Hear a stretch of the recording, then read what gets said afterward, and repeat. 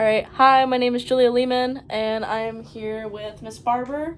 Miss Barber, do I have permission to record you for this interview? Yes, you do. Okay. And can you introduce yourself for us? So I'm Gina Barber. I'm the theater and choir director here at Lemon Bay High School. This is my 10th year of teaching. And prior to doing this, I taught middle school for 8 years. 6 of that was theater. So yeah, been an interesting road. All right. You enjoying high school? I'm very much enjoying high school. All right. Very, very much. All right. So let's dive into the questions here. Number one, how do you communicate with your students, parents, and colleagues? Typically, how I communicate with everybody is for students and parents. I tend to use Remind and the Facebook page and email as my primary source of communication, just because I'm just someone who's better at putting things into writing than I am speaking them all the time, especially when I have to talk to people. I get very nervous. Mm-hmm. And same with my colleagues, because they're busy. It's all crazy. And it also kind of depends on the situation. So if it's about rehearsals or an assignment, I'll normally send an email about that. But if it's an issue with a student in class, I'll typically call the student up to the desk and just like have a little conference with them about what's going on, what do you need help with, what do we need to work on to get you to be successful in here. Okay. What are your favorite classroom strategies for student learning and for student classroom management? So some of my favorite strategies, I'd say just the biggest one and it's not really a strategy, it's just kind of common sense. It's getting to know my students, getting to know like what makes them tick, and I've had some that come in, they're in a bad mood one day, they're in a good mood the next, and that could just be as simple as they didn't get enough sleep the night before, or something happened at home, something happened literally in the hallway 5 minutes before they walked into my class. So it's just a matter of getting to know your students, having a lot of patience, and really showing them that you care. As far as for classroom management and whatnot, it's I normally do the countdown from 5. If I have to do the countdown from 5, then everyone knows that I'm really serious. Otherwise, it's normally, hey, please get quiet. And they're pretty much they respond to that. It's a big difference between middle school and high school. Yeah. I don't have to count down from 5 quite so much.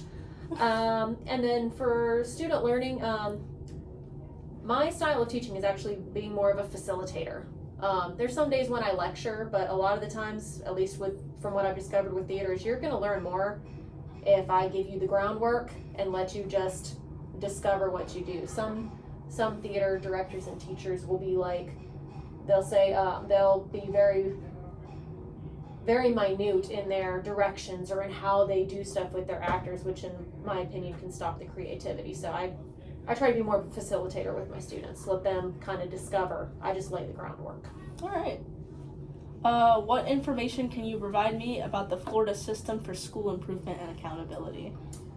I'd say that for school improvement and accountability, I kind of like the direction it's going in, although I will say I'm kind of with a lot of teachers that the testing and the constant interruptions for stuff is kind of aggravating. But on the upside, I do know that you have to find a way to hold everyone accountable, because we work at the mercy of our taxpayers, and the people paying my salary deserve to know how the education of their child is going. So I'd say I like the direction we're heading in, but I think there's a lot of room for improvement. And as for accountability, I think the accountability side's good. I really don't have a lot of complaints about that, except for sometimes some teachers don't know what the difference is between crossing the professional line and not crossing the professional line, and that's where we're kind of getting into where stuff is now. So it's a little bit of a weird situation in some ways. Yeah, that's a good point. How do you collect and use data from formative and summative assignments to monitor learning gains and student progress? So I do a lot of rubric-based assessments, and in theater we do a lot of performance-based assessments, because that's the bulk of what theater is. It's it's acting, it's singing, it's dancing. So if you're in musical theater, you have to do solos and duets, and you have this thing called the daily 8 count. But It's also there to help make you a better dancer. In beginning acting, we learn how to do monologues. You learn how to get up and speak in front of people, speak with clarity, speak with confidence. And for tech theater, it's a matter of how well are you able to handle a tool? How well can you do design? How well can you just like follow everything that we need? And then when it comes to production, how well can you implement everything you've been taught? Mm-hmm. So I'd say for formative assessments, it's a matter of just observation of the little things, and then summative, it's what happens when we put a show on. If I can have students completely running everything without me having to put out fires here and there, then I've done my job. My students are successful, in my opinion on that. All right. How do you align your formative and summative assessments with standards? So we have this thing for the state called CPOMs, and in CPOMs you have they have standards based on what courses you teach. So I teach 5 different courses, choir and a variety of theater. So when it comes to my standards, I go into or aligning my assessments, I go into CPOMs. And I see, okay, what are the things that I can cover? The unique thing about theater is that I can cover probably about in the course of running a show or just running one unit like monologues or whatnot, can cover anywhere from like 10 to 15 standards in the course of just that section, because they talk about teamwork, they talk about history, they talk about writing skills, this, that, and the other. And it's not just theater standards that they put in there. There's math standards, there's there's vocational standards, there's theater is just a hodgepodge of all the standards. So there's a wide range of way to formatively and summatively assess students with the standards. It's pretty much just theater just does it by nature. Yeah. So it's not something I really have to like plan out too crazy, because it just by its nature that we already do it. It's just built in. All right, awesome. Tell me about your use of multisensory instruction to improve student achievement. So, multisensory instruction.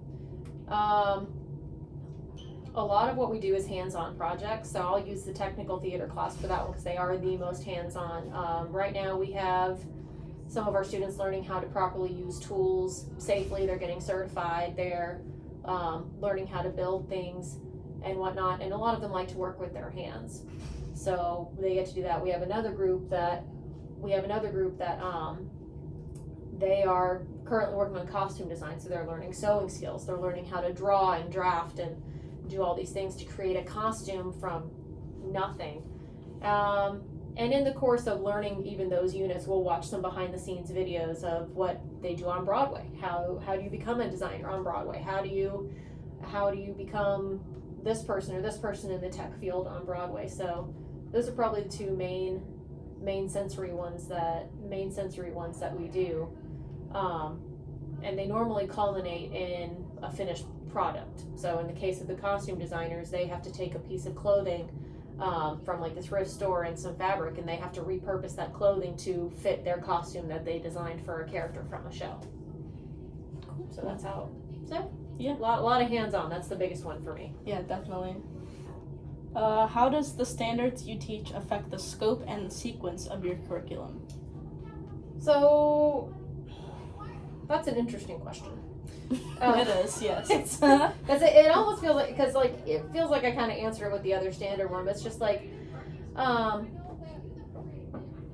mean, for theater, it's really, the standards don't really drive the scope and sequence of what I teach in theater. It just kind of happens by nature, as I already pointed out, because, I mean, I guess there's some stuff that I can put in there that maybe you don't think about right off the bat, but most of it's just already covered. Most of it's just already covered because because a lot of the goals that are already in the standards are in theater. I mean, you can't perform if you can't get up in front of people and talk. Yeah. It just doesn't work. So. Yeah. All right. To what level does the scope and sequence of your standard-based curriculum drive your instruction decisions?